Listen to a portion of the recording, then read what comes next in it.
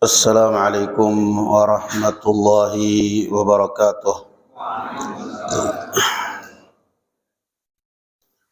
إن الحمد لله نحمده تعالى ونستعينه ونستغفره ونعوذ بالله من شرور أنفسنا ومن سيئات أعمالنا. من يهده الله فلا مضل له ومن يضلل فلا هادي له. أشهد أن لا إله إلا الله وحده لا شريك له، وأشهد أن محمدا عبده ورسوله لا نبي بعده. يا أيها الذين آمنوا اتقوا الله حق تقاته ولا تموتن إلا وأنتم مسلمون. يا أيها الناس اتقوا ربكم الذي خلقكم من نفس واحدة وخلق منها زوجها وبث منهما رجالا كثيرا ونساء واتقوا الله الذي تساءلون به والأرحام إن الله كان عليكم رقيبا. أما بعد، alhamdulillah, puji dan syukur kita panjatkan kehadirat Allah subhanahu wa ta'ala. Salawat serta salam semoga tetap dilimpahkan kepada Nabi kita Muhammad sallallahu alaihi wa ala alihi wasallam, pada keluarga beliau dan para sahabatnya serta para pengikutnya ila yaumiddin. Kita masih dalam bab al-karam wal jud wal infaq fi wujuhil khair thiqatan billahi ta'ala, dari kitab Riyadhus Shalihin. Bab berinfak dan dermawan di jalan kebaikan karena percaya kepada balasan dan imbalan dari Allah subhanahu wa ta'ala. Sekarang kita masuk, dan juga sebagai pengingat, yang terakhir kita baca juga adalah hadis tentang bahwasanya Nabi sallallahu alaihi wasallam memberikan pemberian kepada beberapa orang, namun sebenarnya hati beliau tidak serak, bahasa kasarnya mungkin kurang ikhlas, namun beliau tetap memberikan dalam rangka menutupi nama baiknya. Beliau mengatakan, innahum khayyaruni baina an yas'aluni aw yubakhiluni. Mereka ini mendesak dan memaksa saya, kalau saya tidak beri, kalau saya tidak kasih, mereka akan main paksa, atau kalau tidak mereka akan memfitnah bahwa saya bakhil atau pelit.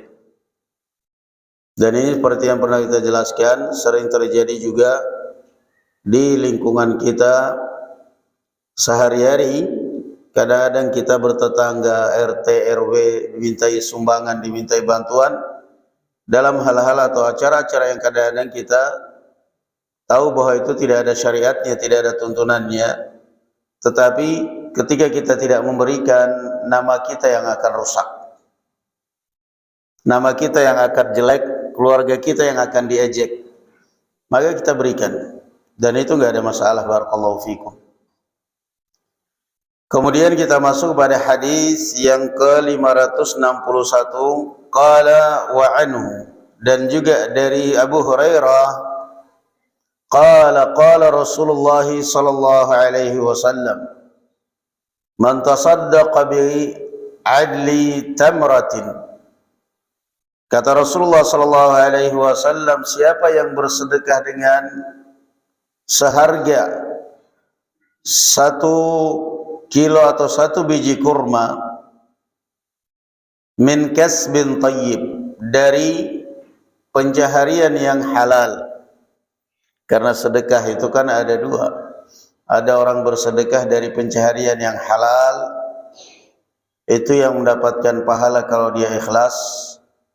Ada yang bersedekah dari pencaharian yang haram, seperti misalnya riba atau korupsi atau yang sejenisnya, maka ini sama sekali tidak mungkin mendapatkan pahala. Dan tidak masuk dalil bahwa orang berbuat baik akan dicatat 10 pahala, sedangkan orang berbuat jahat hanya 1 dosa. Kemudian dia pakai logika, kalau mencuri berarti dosanya 1. Kemudian setelah dia mencuri bersedekah, pahalanya 10, potong 1 masih 9. Wah, itu hitungan ekonominya luar biasa itu. Tetap aja yang namanya dosa-dosa. Dia logikanya begitu, mencuri kan 1 dosa kata Ustaz. Bersedekah 10 pahala, 10 dikurangi 1 masih ada 9. Masih utuh, berarti lumayan dah. Tapi kalau yang kamu ambil hartanya tidak menghalalkan, tidak ridha, dan nanti di hari kiamat kamu dituntut oleh dia, kamu apa? Karena yang namanya dosa, barakallahu fikum, kalau itu dosa urusannya kita dengan Allah Azza wa Jalla, lebih gampang taubatnya daripada ketika urusannya dengan manusia. Dosa kalau urusannya hanya melanggar haknya Allah, Allahu Ghafurur Rahim, Allah Maha Pengampun, Maha Penyayang. Tapi kalau melanggar haknya manusia lebih berat. Kenapa? Masalahnya manusia bukan pemaaf, bukan penyayang. Nah, kalaupun dia punya bukan pendendam, minimal dia bisa jadi menuntut haknya di akhirat. Berat. Jadi ini bukan masalah, urusannya bukan urusan hanya urusan dengan Allah, tapi urusan dengan manusia. Qala wala yaqbalu Allahu illa at-tayyib. Dan Allah tidak akan menerima kecuali yang thayyib, yang baik, yang halal. Fa inna Allah yaqbaluha bi yaminihi. Maka Allah akan menerimanya dengan kanannya. Summa yurabbiha li sahibiha kama yurabbi ahadukum faluwah. Kemudian Allah akan menginvestasikannya, merawatnya, sebagaimana kalian merawat bibit yang ditanamnya, hatta takuna mithlal jabal, sampai nanti akhirnya pahalanya bertumpuk seperti gunung. Pada saat kita ada 1 biji, 1 biji kita tanam, kita rawat, begitu tumbuh mulai tambah perawatan, terus kita rawat, begitu bibit ini sudah berbuah, sudah enggak repot ngerawat. Berbuah terus tiap tahun, berbuah terus tiap musimnya. Bahkan ada pohon yang berbuah tanpa musim. Itulah perumpamaan orang sedekah.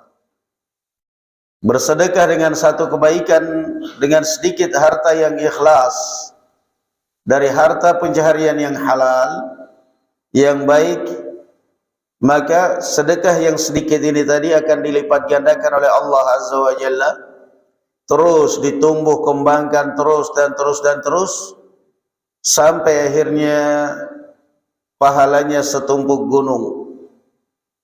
Jadi barakallahu fikum, tidak ada yang diharapkan apapun dari sedekah orang. Tidak ada yang kita harapkan dari bersedekah selain pahala dari Allah Subhanahu wa ta'ala. Kalau berdagang, jual beli, ada yang diharapkan? Saya mengeluarkan barang dapat uang, itu yang kita dapatkan. Tapi kalau bersedekah, enggak ada sama sekali yang kita dapatkan dari duniawi, kecuali pahala barakallahu fikum. Kemudian dari sisi lain Allah Azza wa Jalla menjanjikan keberkahan dan kelancaran, kelapangan rezeki. Kemudian hadis yang berikutnya, qala wa anhu anin nabiy sallallahu alaihi wasallam, dan ini sudah hadis terakhir dalam bab ini. Qala bainama rajulun yamshi bi falatin min al-ard.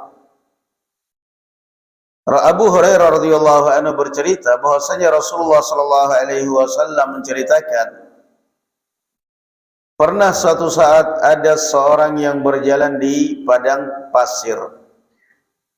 Fasami'a sautan fi sahabatin isqi hadiqata fulan. Orang ini berjalan di padang pasir. Tiba-tiba kok dia melihat di atas tumpukan awan. Dan keluar suara dari awan itu, isqi hadiqata fulan. Sirami kebunnya fulan. Isqi hadiqata fulan. Sirami kebunnya fulan. Ini juga menunjukkan apa penjagaan Allah Azza wa Jalla pada orang yang berinfak, pada orang yang dermawan. Fatanaha dzalika as-sahabu fa'afragha ma'ahu fi harratin. Lalu kemudian awan itu pun bergeser dan menumpahkan air fi harra, di saluran air, menambahkan hujannya di saluran air. فَإِذَا شَرْجَةٌ مِنْ تِلْكَ الشِّرَاجِ قَدْ اسْتَوْعَبَتْ ذَلِكَ الْمَاءَ كُلَّهُ. Dan tiba-tiba saluran itu pun penuh dengan air. Orang itu, orang berkebun mesti ada saluran air di luar kebunnya. Kemudian saluran itu dia akan alirkan ke sawahnya, ke kebunnya. Ketika dipenuh ditutup lagi. Nah, ini Rasulullah SAW bercerita, orang ini sedang berjalan di padang pasir. Tiba-tiba dia melihat di atas kepalanya di langit segumpalan awan, dan terdengar dari awan itu suara isqi hadiqata fulan, sirami kebunnya fulan. Dia pun penasaran, diikutin kemana awan ini mengarah. Terus air awan itu terus bertiup, berhembus terus. Sampailah di suatu saluran kebun, tiba-tiba hujan, yang hujan di situ doang. Masya Allah, terkadang itu keajaiban. Sebelah sini hujan, sini enggak. Sudah capek-capek pakai jas hujan, baru jalan 5 menit, kering, panas, dia hujan. Semua itu adalah qudratullah azza wa jalla. Kata dia, tiba-tiba dia melihat saluran air itu penuh, tapi khusus ke kebunnya dia doang. Yang lain enggak. Satu saja yang disirami. Qala fatatabba'al ma'. Lalu dia pun mengikuti alur air itu. Kemana larinya air ini? Kemana mengalirnya air ini? Kenapa yang ngalir air ini harus hanya di satu jalur doang, satu jalurnya dia? Qala fa idza rajulun qa'imun fi hadiqatihi yuhawwilul ma'a bisahab bimasahatihi. Tiba-tiba dia melihat ada seorang lelaki yang sedang berdiri di kebunnya mengarahkan air dengan cangkulnya. Diarahkan. Faqala lahu ya Abdullah masmuk. Lalu orang ini memanggil, wahai Abdullah, fulan, siapa nama kamu? Qala fulan lil ismi alladhi sami'a fis sahabah. Orang ini menjawab, nama saya fulan, persis nama yang disebut di awan. Ini malaikat. Ini yang dinamakan karamatul aulia. Jadi kalau ada suara-suara aneh, kalau ada penampakan-penampakan aneh, jangan selalu suudzonnya kepada makhluk halus jin. Karena masih ada makhluk yang lain yang baik, yaitu malaikat. Jangan kalau sudah ada suara-suara aneh, wah ini kayaknya kuntilanak. Keseringan nonton film kuntilanak. Jangan, karena masih ada makhluk halus yang tercipta dari cahaya yang semuanya adalah baik. Siapa itu? Malaikat. Dan bisa saja mereka juga sewaktu-waktu mungkin entah itu mereka mengeluarkan suara terdengar orang lain, ataupun kadang-kadang mereka membisikkan di telinga kita. Karena Allah Azza wa Jalla mengatakan apa? Lahu mu'aqibatun min baini yadayhi wa min khalfihi yahfazunahu min amrillah. Innallaha la yughayyiru ma biqaumin hatta yughayyiru ma bi anfusihim. Dan kami utus kepada setiap manusia mu'aqibat. Mu'aqibat itu yakni malaikat yang bergantian. Malaikat yang bergantian yang ditugaskan oleh Allah, mereka ini bergantian untuk menjaga manusia dari depan dan dari belakang. Ada khusus. Ini di luar qarin, di luar pencatat amal, di luar qarin kiri dan kanan kita, bukan. Mereka ini khusus diutus oleh Allah Azza wa Jalla menjaga dari depan dan dari belakang. Kata Ibnu Abbas radhiyallahu anhu wa ardhah, fa idza halla al-qadar qala al-malak qala Allah lil malak tanahha anhu. Kata Ibnu Abbas radhiyallahu anhu, ketika Allah Azza wa Jalla hendak menakdirkan sesuatu pada orang itu, maka Allah perintahkan malaikat untuk menjauh. Selama belum ada aja itu kadang. Belum takdir, mereka akan terus menjaga. Makanya sering kita alami hal-hal yang aneh. Kita lagi berdiri di suatu tempat, tiba-tiba berasa kayak ada yang dorong, atau berasa kayak ada yang bisikin, geser ke sana dikit, atau seakan-akan ada yang dorong, geser. Barusan geser 1 meter, datang mobil, datang motor, kecelakaan, blong ke situ remnya, langsung ngelus dada kita. Ya Allah, pantatku tadi kayak ada yang dorong, terasa kayak ada yang dorong saya. Kok terasa kayak ada yang bisikin saya, geser-geser sana dikit. Geser itu tanpa ada alasan kan? Kita berpindah itu tanpa ada alasan. Itulah yang dinamakan malaikat apa? Al-hafadhah. Malaikat penjaga. Malaikat penjaga. Ketika Yahudi Bani Nadhir, mereka bersekongkol, bersepakat saat melihat Rasulullah duduk sandaran di tembok mereka. Namanya juga Yahudi, pengkhianat, pembunuh. Ketika mereka yang melihat Rasulullah, Abu Bakar, Umar dan beberapa sahabat sedang berteduh di tembok mereka, di tembok rumah mereka, mereka pun berbisik satu sama yang lain. Ini kesempatan emas untuk kita membunuh Muhammad. Selama ini kita tidak bisa memiliki kesempatan untuk membunuh Muhammad karena takut reaksi dari pengikutnya, dari bangsa Arab.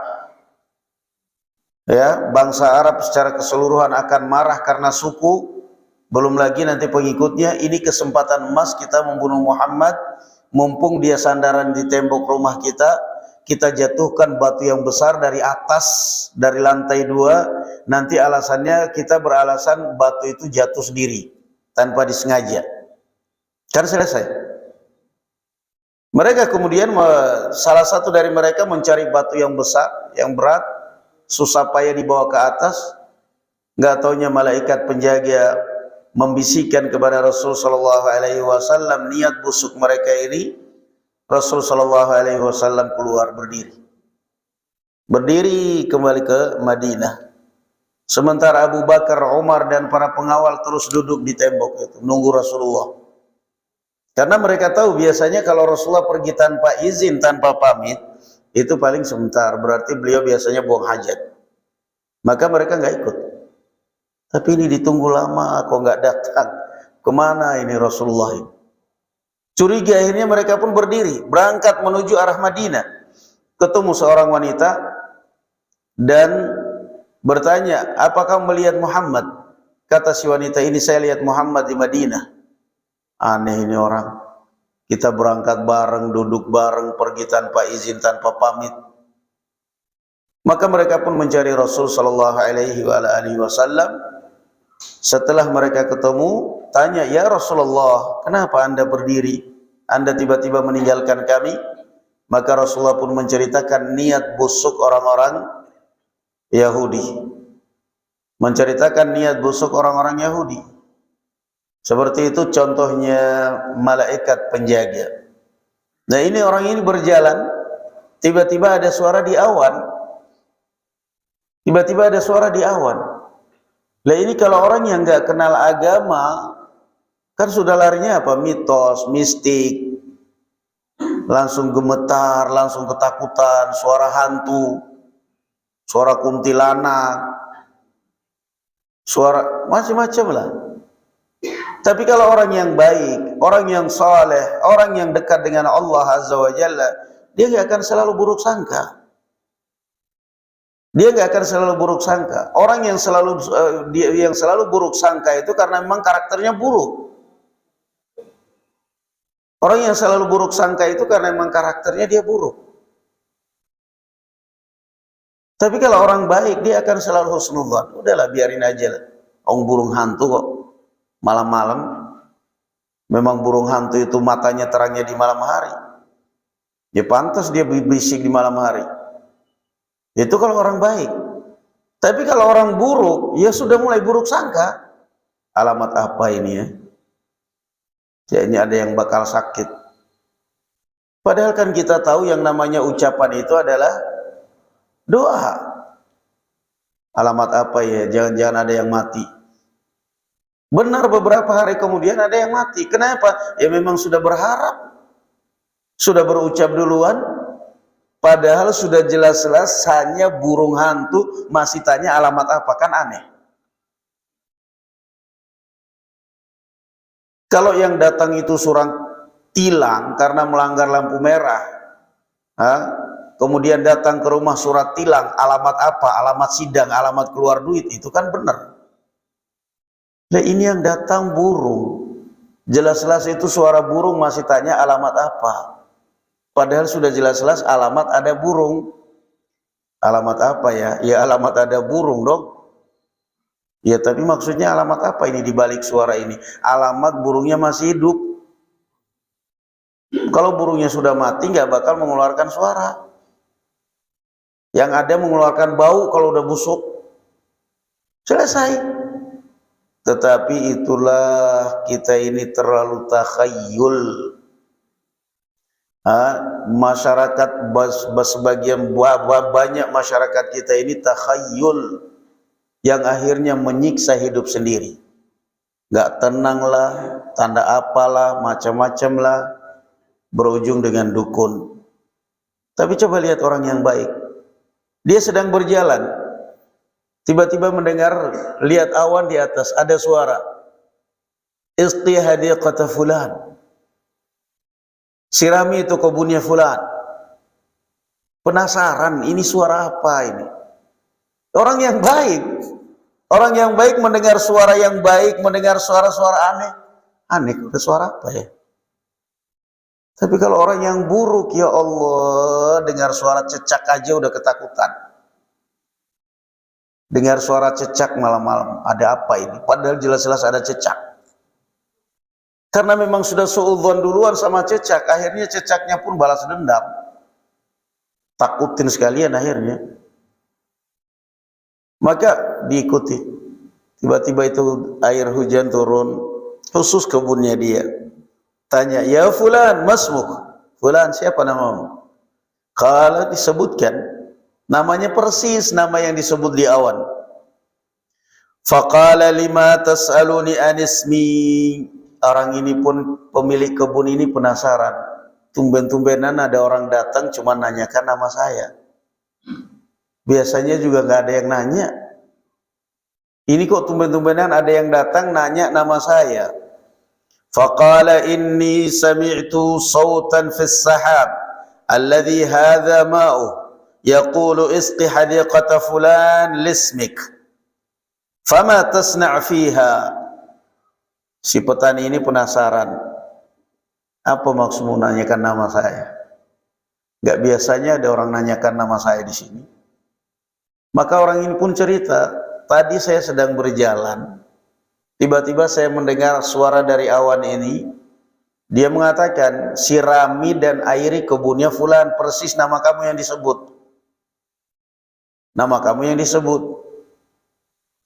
Nah ini juga apa berarti? Ini kan sama-sama orang baik. Kalau orang buruk ya sudah nggak bisa tidur sudah. Ada apa ya? Kok nama saya disebut ya? Kalau nama kamu disebut di persidangan, sidang korupsi ya itu kedeg-degan boleh. Orang disebut di awan kok. Saya tadi melihat awan ini, mendengar dari awan ini suara yang mengatakan sirami kebunnya fulan, persis nama kamu yang disebut, dan ini airnya sekarang. Yang hujan hanya kebun kamu aja, yang lain nggak hujan, ya. Tiba-tiba hujan istihadiqata fulan, hujannya itu khusus satu titik aja, khusus satu titik di pengairan airnya dia, kebunnya dia, yang lain kiri kanan nggak hujan. Lalu saya penasaran, orang ini berpikir ini mesti ada sesuatu yang dirahasiakan orang ini. Makanya kenapa ada keajaiban, ada karamah seperti ini. Ini yang dinamakan karamatul aulia, karamahnya para waliullah. Nah, waliullah itu bukan keturunan Nabi, bukan siapa-siapa. Waliullah sudah ada di dalam surah Al-Quran, alladzina amanu wa kanu yattaqun. Orang yang beriman, orang yang bertakwa, itulah wali Allah. Nah, dan kita semua di sini, semua bapak-bapak semua di sini, ibu-ibu semua wali semua, wali murid, wali kelas, wali santri, ceramah wali, lagi-lagi wali, kebanggaan para wali, para aulia, para wali, para aulia. Siapa sih yang selalu membawa-bawa mengaku-ngaku wali-wali dalam Al-Quran? Yahudi. Di dalam surat Al-Munafiqun kan ada. Qul ya ayyuhalladzina hadu in za'antum annakum awliya'u lillahi min dunin nas fatamannawul mauta in kuntum shadiqin. Yang selalu membangga-banggakan diri wali itu Yahudi. Ada dalam Al-Quran. Maka Allah turunkan Al-Quran kepada Rasulullah, wahai Muhammad, katakan kepada orang Yahudi, kalau memang kalian adalah wali semuanya wali Allah sementara yang lain bukan, wali itu adalah kalian, ada wali majdub, wali macam-macamnya. Kalau memang kalian ada wali Allah, coba sekarang kata Rasulullah tantang mereka untuk berdoa mati sekarang juga. Mereka enggak berani. Ditantang oleh Rasulullah mubahalah. Ditantang oleh Allah Azza wa Jalla lewat Rasulullah. Jadi yang selalu mengatakan wali di sana itu para wali Yahudi. Dan ada di dalam Al-Quran, bukan kiai, bukan ustaz yang mengatakan, Al-Quran. Qul ya ayyuhalladzina hadu, katakan wahai Muhammad kepada orang-orang Yahudi. Qul ya ayyuhalladzina hadu in za'antum, jika kalian selalu mengklaim, mengatakan diri kalianlah wali, kalian adalah wali kutub, wali majdub. Majdub itu artinya orang yang akalnya sudah tersedot, sudah hilang akal. Orang gila dibilang wali majdub, karena akalnya sudah hilang, tersedot dengan Allah. Karena dia selalu berzikir dekat dengan Allah sampai gila, makanya wali majdub. Kenapa enggak semua orang gila itu dibilang wali akhirnya? Orang gila itu ghair mukallaf, enggak mukallaf, kok malah dibilang wali majdub. Orang yang paling dekat dengan Allah adalah Rasul, tapi nggak sampai akalnya tersedot. Nah, majdub, akalnya tersedot, tertarik, hilang sudah. La ilaha illallah. Orang gila dibilang wali. Mau jadi wali harus jadi orang gila, na'udzubillah. Orang baik dia, masya Allah, dia penasaran, ini mesti ada rahasia orang ini. Kok dari sekian banyak kebun, cuman kebun dia yang diairi, ini mesti ada rahasia, ada amalan tertentu pada orang ini. Maka dia tanya, apa sih? Saya ingin tanya, apa yang kamu lakukan dengan kebunmu ini? Kenapa dari suara dan saya tadi lihat awan ini tiba-tiba ada suara sirami kebunnya fulan dan itu kebun kamu? Apa rahasianya? Faqala ama idh qulta hadha, kata dia, karena engkau menanyakan hal ini, fa inni anzur ila ma yakhruju minha fa atasaddaqu bi thuluthihi wa akulu ana wa iyali thuluthan wa aruddu fiha thuluthah. Muttafaqun alaihi, rawahu Muslim. Beliau mengatakan, saya selalu membagi hasil dari hasil kebun saya ini, saya selalu bagi 3. Saya selalu membagi 3.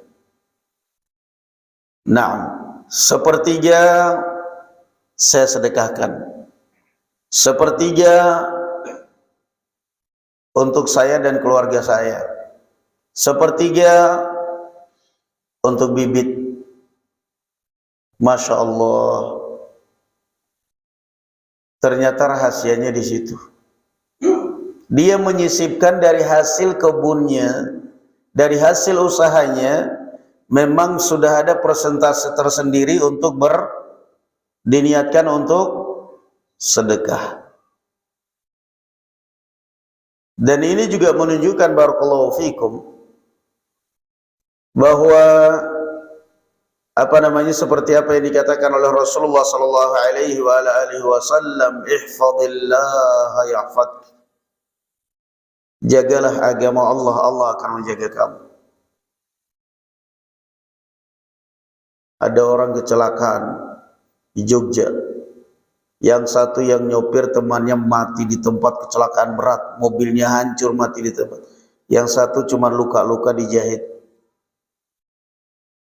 Begitu tahu ceritanya seperti itu, saya langsung teringat ini orang tuanya orang baik. Orang tuanya orang baik, orang dermawan, orang baik, sering berbagi. Makanya Allah selamatkan anak keturunannya, Allah lindungi. Ihfazillah yahfazka. Jaga Allah, niscaya Allah akan menjagamu. Apa maknanya? Jaga agama Allah. Jaga agama Allah, lakukan perintah-perintah Allah, jauhkan diri kamu dari larangan-larangan Allah, niscaya Allah akan menjagamu, menjaga hartamu, menjaga keluargamu, menjaga dirimu. Tapi kapan harta membuat kita lupa daratan? Lihat, akan ada aja itu musibah dalam hidup kita. Nasallahu salamah wal afiyah. Kapan harta membuat orang gila dengan maksiat, gila dengan dosa? Bersiap. Musibah demi musibah. Karena Allah Azza wa Jalla memberikan harta bukan untuk itu. Allah Azza wa Jalla memberikan harta kepada Anda untuk menopang ibadahmu. Karena bagaimanapun kita mau baca Quran, mau hafal Quran, mau baca Quran bagus, mau ngimamin bagus, kalau nggak ada fulus juga kepala pusing. Bacaannya salah-salah. Bacaannya salah-salah. Laqad khalaqnal insana fi ahsani taqwim. Tsumma radadnahu asfala safilin illa alladziina amanu wa tawassaw bil haqqi wa tawassaw bis sabr. Lari ke situ langsung. Kenapa? Fulus lagi ada. Bacaannya lagi kacau berantakan. Ngimamin baru 2 rakaat, baru 3 rakaat, sudah 2 rakaat, bukannya duduk tasyahud awal langsung berdiri lagi rakaat ketiga. Kenapa? Mikirin duit. Itu nyata itu. Ya. Maka Allah Azza wa Jalla memberikan kepada kita nikmat dan karunia, fa bi ayyi ala'i rabbikuma tukadziban. Itu untuk penunjang. Untuk penunjang supaya ibadah kita semangat, supaya ibadah kita bertambah, supaya ibadah kita barakallahu fikum lebih khusyuk. Kenapa? Kita fokus ibadah karena sudah tercukupi. Kebutuhan anak-anak tercukupi, kebutuhan di dalam rumah tercukupi, ibadah kita fokus.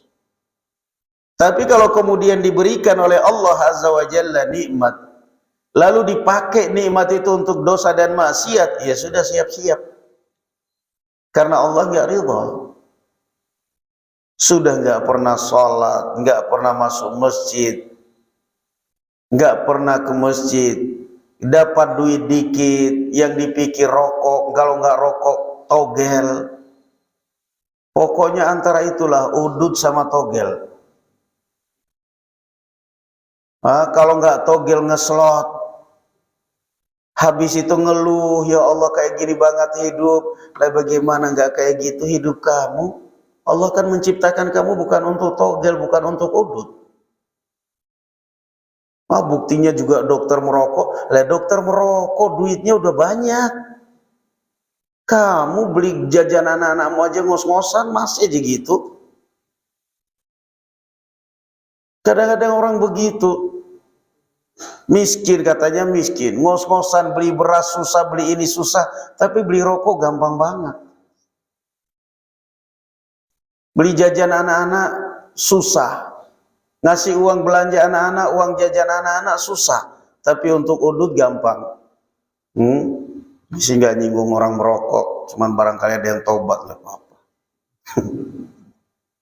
Kadang-kadang orang begitu mahal rokok itu ternyata. Akhirnya lari ke rokok yang murah, ilegal. Ternyata ilegal, sekarang diberantas lagi.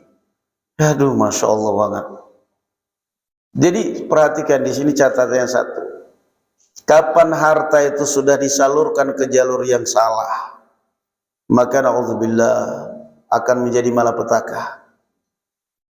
Tapi ketika disalurkan ke jalan yang benar, Rasulullah sallallahu alaihi wasallam mengatakan, ni'mal malus salih lirrajulis salih.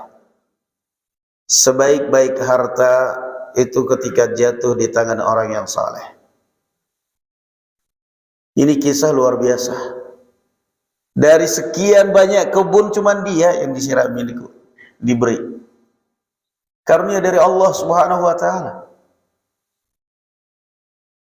Karunia dari Allah Azza wa Jalla. Ternyata kenapa? Rahasianya apa? Dia selalu memang menyisipkan. Ya, kalau kita mungkin sepertiga terlalu berat. Sepertiga.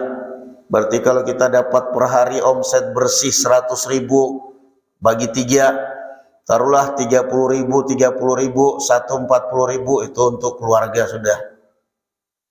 Mungkin masih terlalu berat, paling tidak pokoknya intinya sisipkan.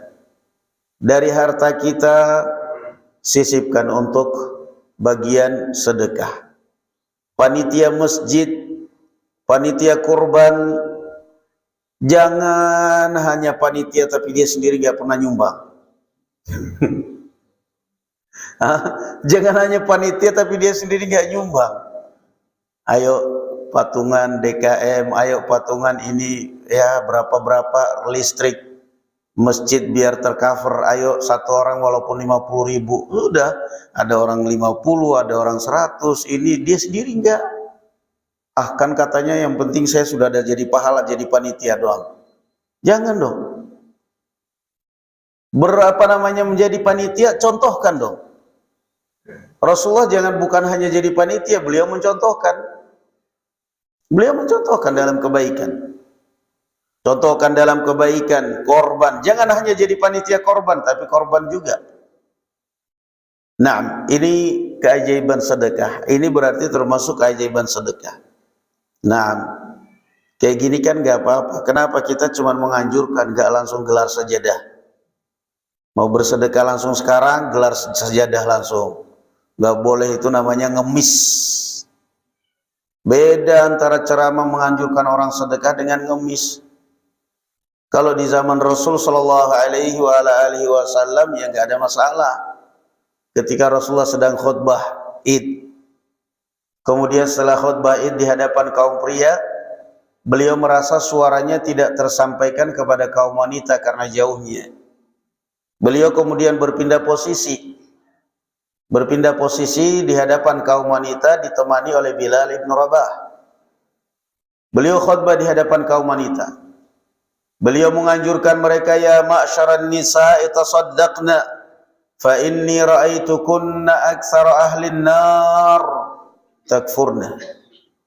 Wahai kaum wanita, perbanyaklah kalian bersedekah.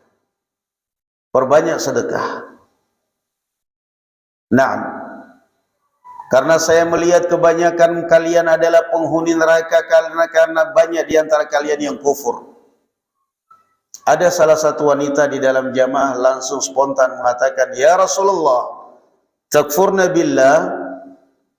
Ya Rasulullah, maksudnya wanita itu lebih banyak kafir kepada Allah, ingkar kepada Allah? Qala la. Kata Rasulullah, bukan itu maksudnya. Takfurnal ashir. Kata beliau sallallahu alaihi wasallam, bukan berarti maksudnya kalian wanita lebih banyak yang kafir, banyak yang ingkar kepada Allah, bukan itu. Melainkan maksudnya adalah kalian gampang melupakan kebaikan orang yang berbuat baik pada kalian. Gampang melupakan kebaikan suami, gampang melupakan kebaikan orang tua. Kata Rasulullah, "Idza ahsanta ilaiha sanatan wa asa'ta ilaiha sa'atan, qalat ma ra'aitu minka khairan qat."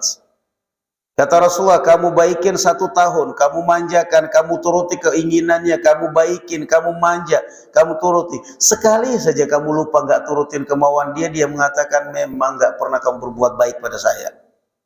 Hilang semuanya itu. Maka Rasulullah menganjurkan mereka sedekah. Selamatkan diri kalian dari api neraka jahanam dengan perbanyak sedekah. Maka kemudian mereka kaum wanita berlomba. Langsung itu spontan. Ada yang melepaskan antingnya, ada yang melepaskan cincinnya, ada yang melepaskan kalungnya, ditaruh di sejadahnya Bilal, kainnya Bilal bin Rabah yang dibawa. Kemudian setelah itu Rasul sallallahu alaihi wasallam membagikannya kepada orang-orang yang miskin. Nah, kalau ini kan Rasulullah tidak ngemis. Rasulullah menganjurkan mereka untuk bersedekah dan mereka kaum wanita langsung reaksi dan Bilal menampung setelah itu dibagikan. Naam. Jadi barakallahu fikum beda, menganjurkan orang, menganjurkan tapi tidak boleh kemudian mengemis kepada orang barakallahu fikum.